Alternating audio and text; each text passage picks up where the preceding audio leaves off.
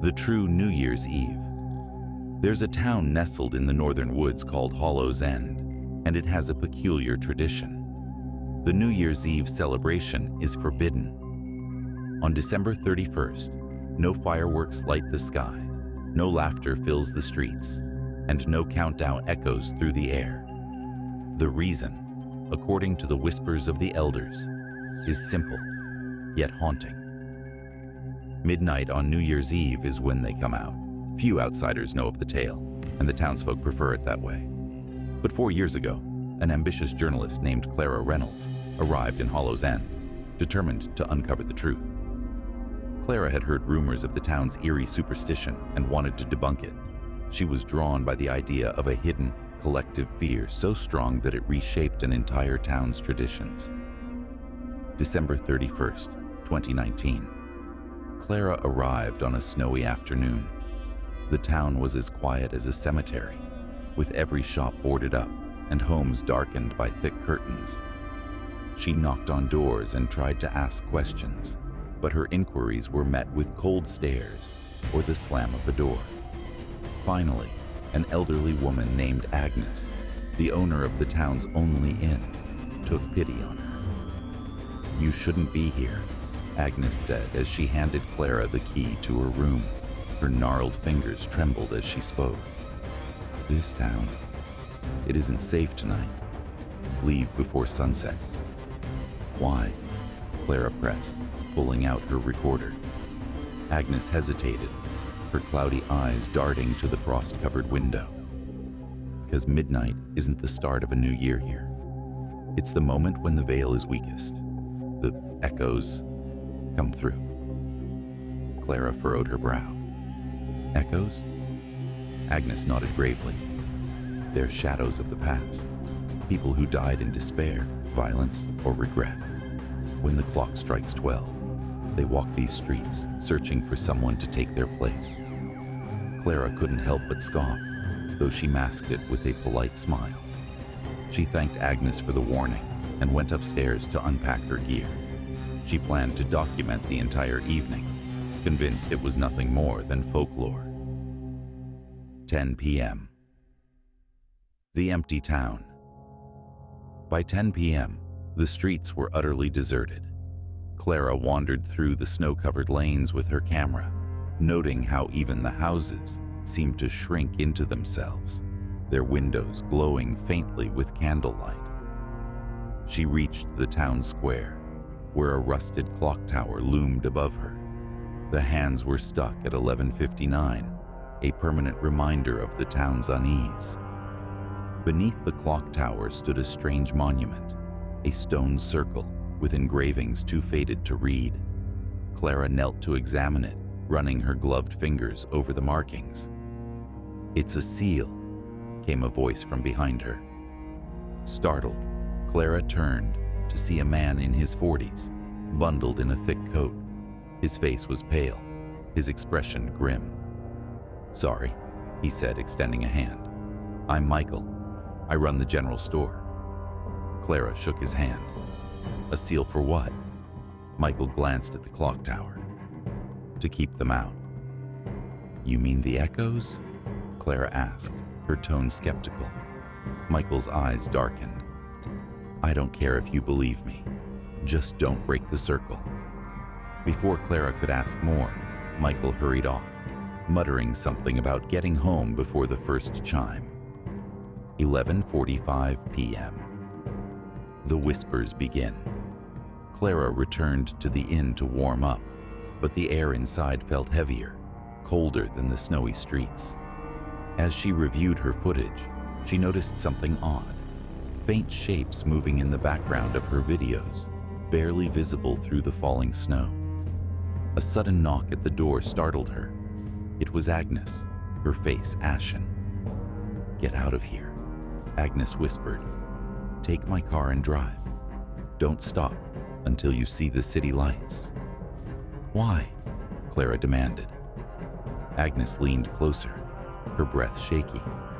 "Because they'll come for you first. Outsiders are easy prey."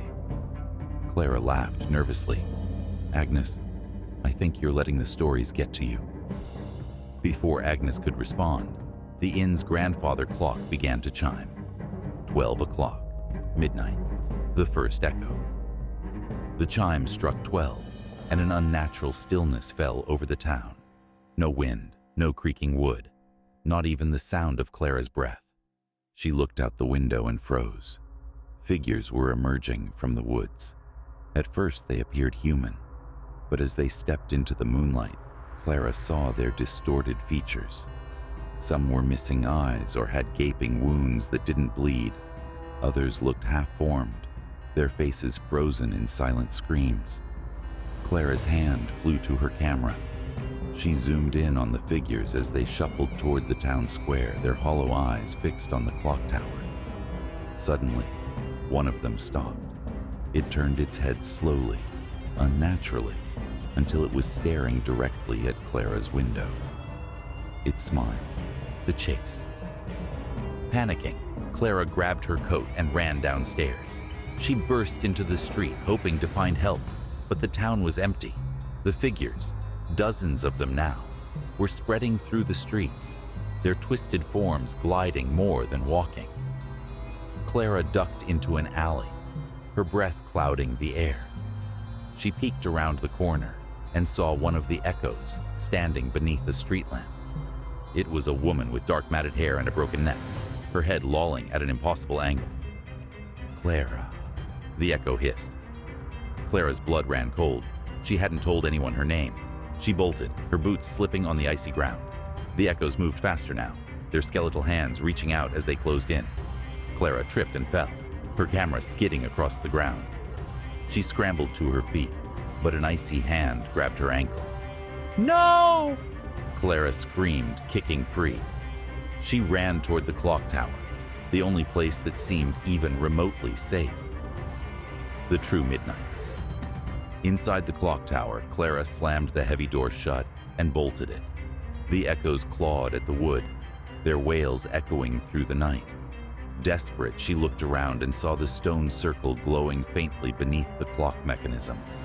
A voice filled the air, deep and resonant. "Complete the seal." Clara hesitated, her heart pounding. She remembered Michael's warning. The circle had been broken. One of the stones was missing. Frantically, she searched the room and found the missing piece near the wall. As she placed the stone back in the circle, the clock hands began to move, ticking toward 12:01. The echoes screamed, their voices rising to a deafening crescendo. The moment the hands struck 12:01, the door burst open. Clara braced herself, but nothing came through. The echoes were gone. The aftermath. The next morning, the town was alive again, its people going about their day as if nothing had happened. Clara confronted Michael and Agnes, demanding answers. "They're trapped again," Michael said simply. "Until next year." Clara left Hollow's End that day, vowing never to return. But every New Year's Eve since, she's felt a cold breath on the back of her neck when the clock strikes 12. And sometimes, in the quiet of the night, she hears her name whispered in a voice that isn't her own. The sound beneath the snow. In the isolated village of Frosthaven, winter arrived like a blanket of silence. The snow piled so high it swallowed entire houses, muffling every sound until the world felt eerily still. People in Frosthaven whispered of a creature called the Whale, a predator that emerged during the deepest winters. No one knew what it looked like, because those who saw it were never found. A man named Elliot didn't believe in such stories. He had moved to Frosthaven only a few months prior, escaping the noise of the city. To him, the tales were nothing more than an old wives' myth, meant to keep people indoors. But as the longest winter night of the year approached, Elliot would learn the truth, the night it began. The first strange occurrence happened just after sunset.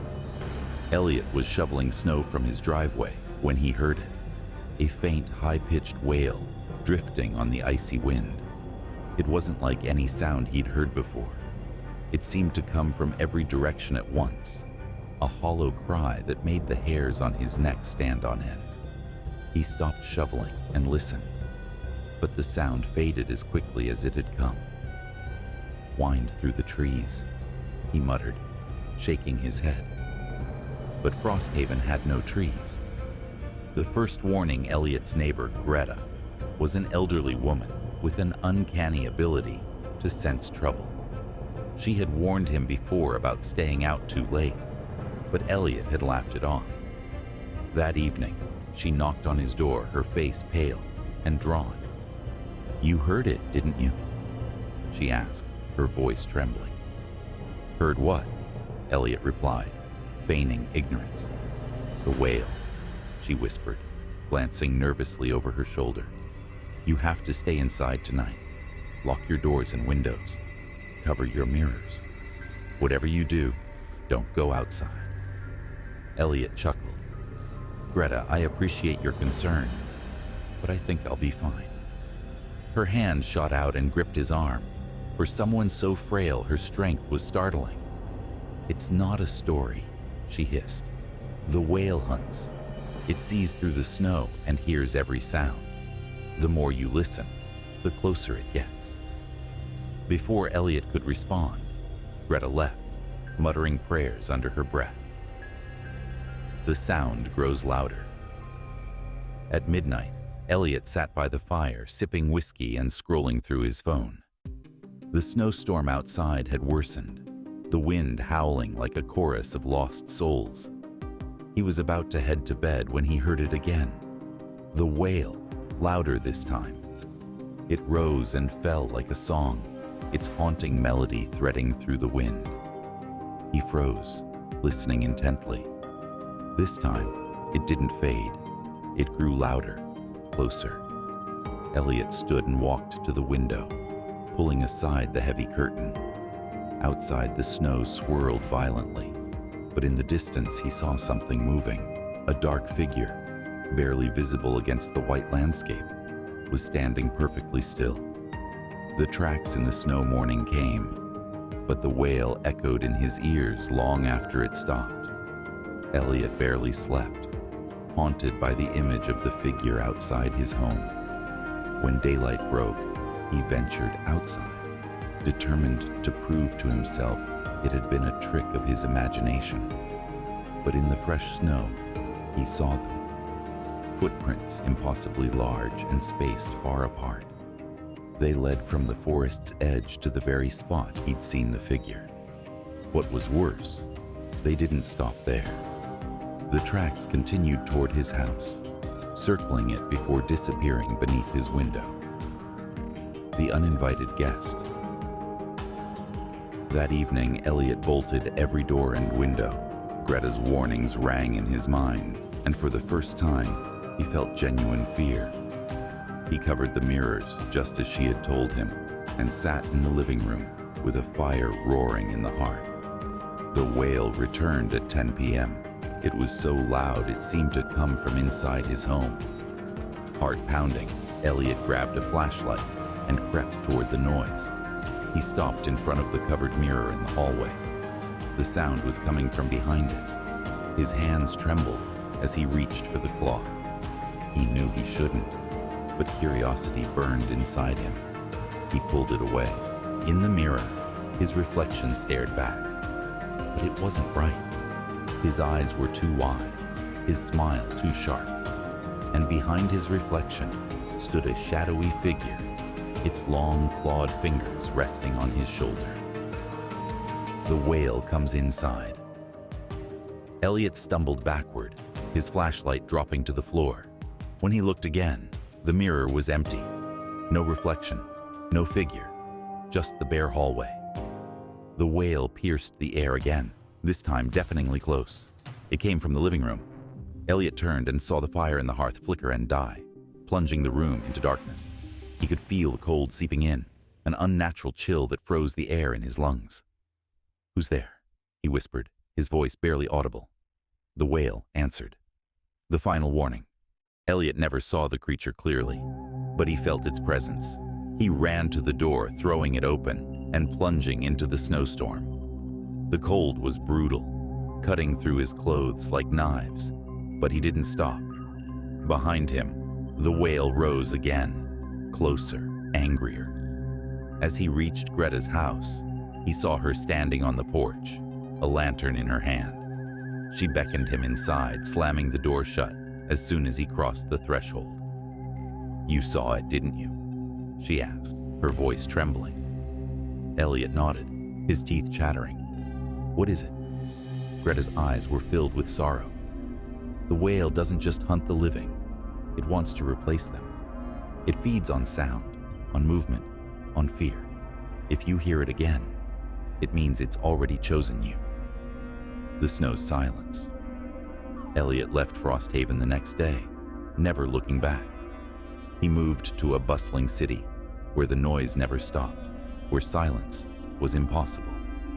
But every winter, when the snow falls thick and the world grows quiet, he hears it, the wail, and each time it's louder than before.